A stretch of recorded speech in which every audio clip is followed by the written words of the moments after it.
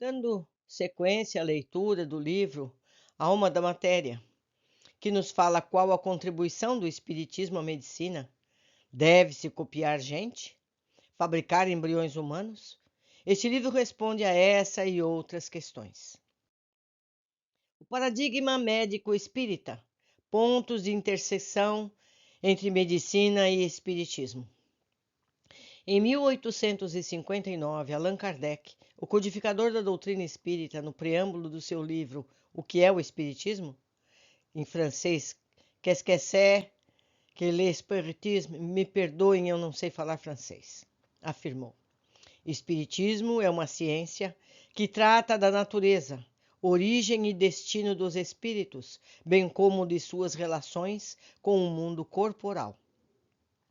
Mais tarde, em novembro de 1868, falando à Sociedade Espírita de Paris, o codificador apresentou um resumo da religião espírita, do qual destacamos os seguintes tópicos. Eu ressalvo que o espiritismo é religião, filosofia e ciência.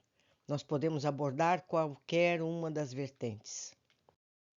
Crer num Deus todo-poderoso, soberanamente bom e justo, crer na alma e em sua imortalidade, na pré-existência da alma como única justificativa do presente, na pluralidade das existências como meio de expiação, de reparação, de adiantamento intelectual e moral, na perfectibilidade dos seres mais imperfeitos, na equitativa recompensa do bem e do mal, conforme o princípio, a cada um segundo suas obras, na igualdade da justiça para todos, sem exceção.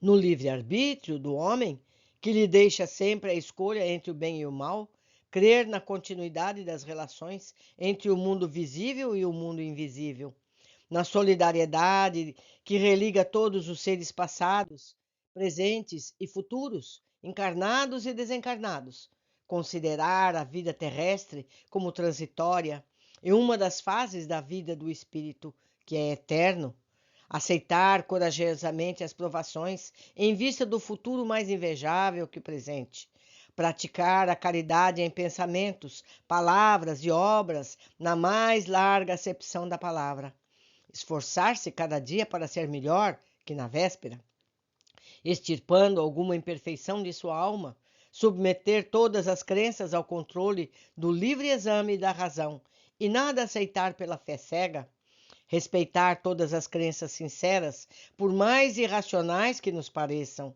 e não violentar a consciência de ninguém. Ver, enfim, as descobertas da ciência, a revelação das leis da natureza, que são as leis de Deus. Eis o credo, a religião do Espiritismo, religião que se pode conciliar com todos os cultos, isto é, com todas as maneiras de adorar a Deus.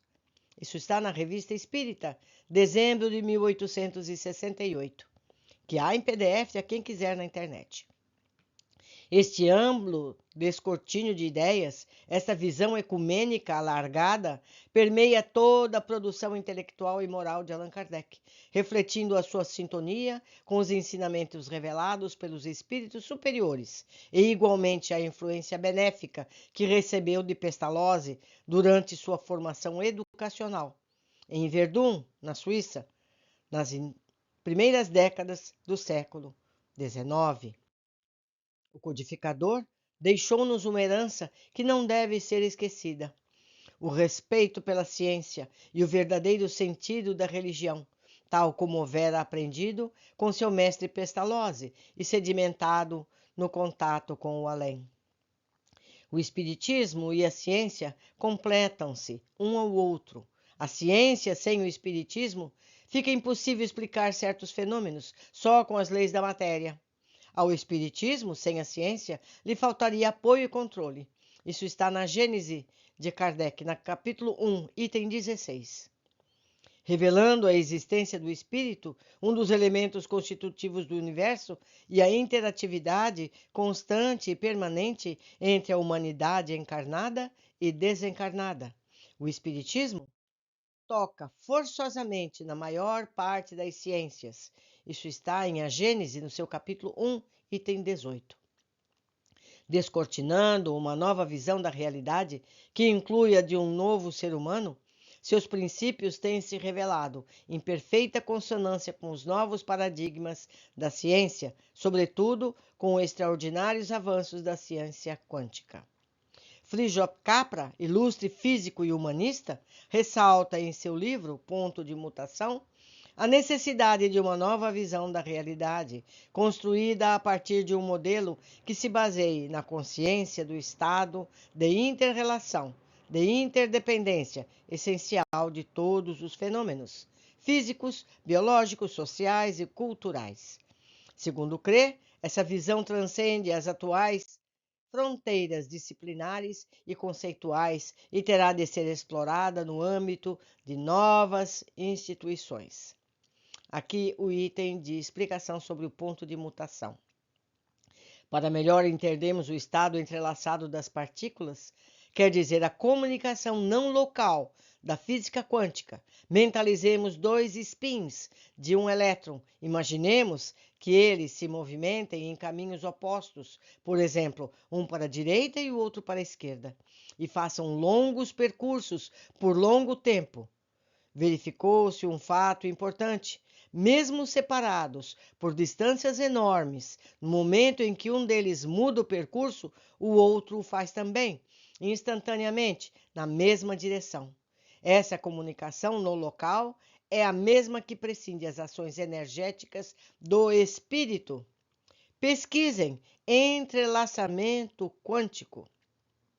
Então, meus amigos, este livro da Marlene vai um passo além dos livros que nós temos lido, porque ele vai tratar de ciência pura, ciência atual. Não é um livro religioso, certo? Nós vamos falar de espírito, mas sobre o ponto de vista científico. Continuando. A medicina do futuro, proposta por Capra, requer muitas mudanças no paradigma vigente, uma vez que adotará a assistência holística à saúde, considerando os processos mórbidos como essencialmente mentais, a enfermidade como um desequilíbrio que ocorre frequentemente por uma falta de integração, que se pode manifestar em vários níveis do organismo, a gerar sintomas de natureza física, psicológica e social. Essa visão integral do ser humano começou para a medicina ocidental com Hipócrates na escola de Cos, que considerava a saúde como um estádio de equilíbrio entre influxos ambientais, modos de vida e vários componentes da natureza humana, entre os quais os humores e as paixões, entendendo-se o equilíbrio dos humores como harmonia química e hormonal, e as paixões como interdependência mente e corpo. Tinha em conta também o poder curativo da natureza, que correspondia às forças curativas inerentes aos organismos vivos. O médico deveria ajudar essas forças naturais, criando condições favoráveis ao processo de cura.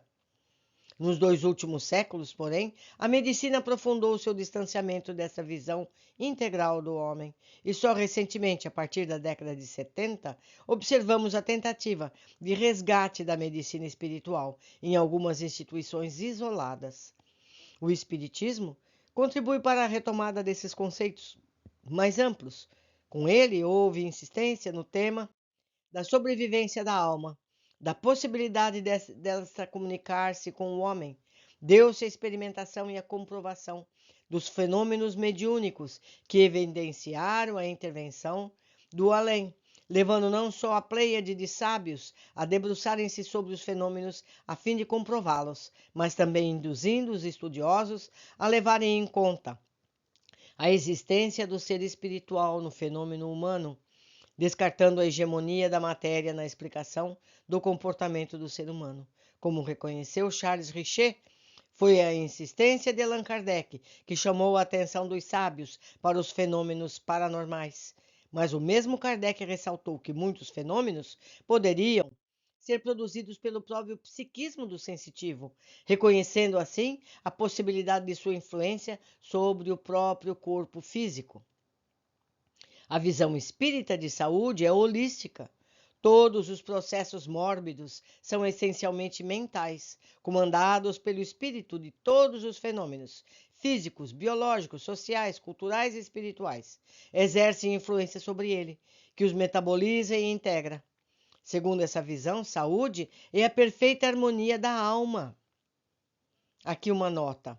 A respeito das formas geométricas e suas funções, veja André Luiz, no livro Evolução em Dois Mundos, no seu capítulo 7.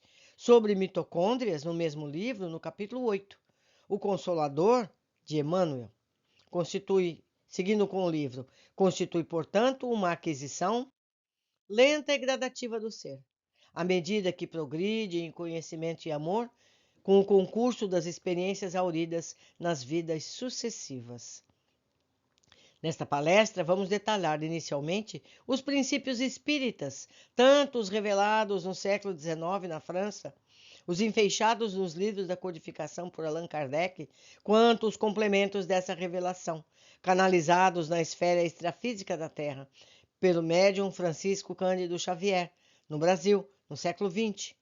Com isso, esperamos esboçar a visão espírita do homem integral, o ser biopsicossocial, espiritual. Em seguida, procuraremos analisar as perspectivas da saúde no século XXI, à luz desse paradigma. Esse exercício, buscamos amparo na reflexão de Santo Agostinho. A fé procura, o intelecto encontra. Nota 6. Esse comentário de Santo Agostinho a Isaías 7, item 9. Se não credes, não entendereis. Ver Trinitate 15, 2, de 2 a 3. Seguindo com o livro. Embora a ciência não tenha, por norma, admitir ou consultar diretamente as veredas abertas pela fé, ela tem se apoiado nelas para avançar, uma vez que as teorias revolucionárias de muitos de seus gênios, que mudaram o rumo da vida planetária, têm se originado nos lampejos da inspiração, bem como reconheceu Albert Einstein no prefácio do livro de Max Planck, Onde vai a ciência? Assim, o labor supremo do físico é o descobrimento das leis elementares mais gerais, a partir das quais pode ser deduzida logicamente a imagem do mundo. Mas não existe um caminho lógico para o descobrimento dessas leis elementares. Existe unicamente a via da intuição, ajudada por um sentido de ordem que permanece por detrás das aparências. E esse Eisenfurgen, me perdoem, isso quer dizer empatia em alemão, se desenvolve pela experiência. Isso está em Missionários da Luz, no capítulo 13. Vejam, meus amigos, quantas referências Marlene Nobre nos dá para que sigamos explanando esses conhecimentos.